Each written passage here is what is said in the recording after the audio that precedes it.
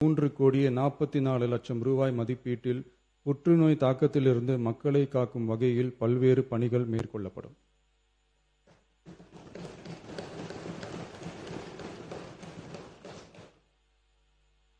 மாண்புமிகு பேரவைத் தலைவர் அவர்களே, கடந்த 12/8/2026 அன்று காட்டுமன்னார்கோவில் சட்டமன்ற தொகுதி உறுப்பினர் திரு ஜோதிமணி அவர்கள் பேசும்போது, பல எம்எல்ஏக்களிடம் சொந்தமாக வாகனம் இல்லை என்றும், தொகுதி பணிகளை ஆய்வு செய்யவும் பார்வையிடவும் கடினமாக உள்ளதாகவும், லஞ்சமில்லாத நேர்மையான ஆட்சி அமைய உறுப்பினர்களின் அடிப்படை தேவைகளை அரசு பூர்த்தி செய்ய வேண்டும் என்றும் கோரிக்கை வைத்தார்.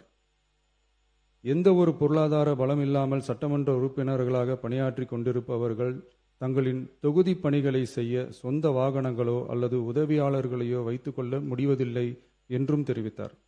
மேலும் இது தொடர்பாக கோரிக்கைகளும் வரப்பெற்றது. மக்களாட்சியின் மிக முக்கிய தூண்களில் ஒன்றாக விளங்குபவர்கள் மாண்புமிகு சட்டமன்ற உறுப்பினர்கள்.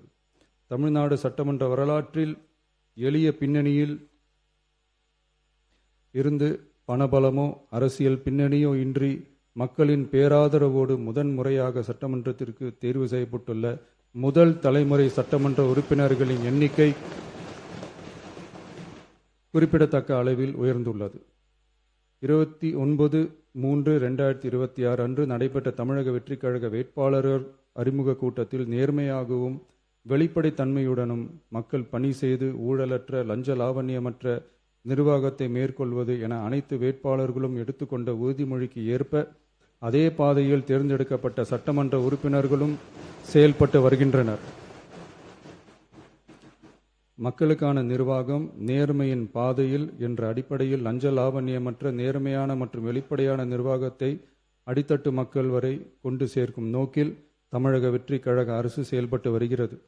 தங்களது தொகுதி மக்களின் குறைகளை கேட்டறியவும் அரசு திட்டங்கள் மக்களை சென்றடைவதை கண்காணிக்கவும் தங்களின் தொகுதி முழுவதும் தொடர் பயணங்களை சட்டமன்ற உறுப்பினர்கள் மேற்கொள்ள வேண்டியுள்ளது.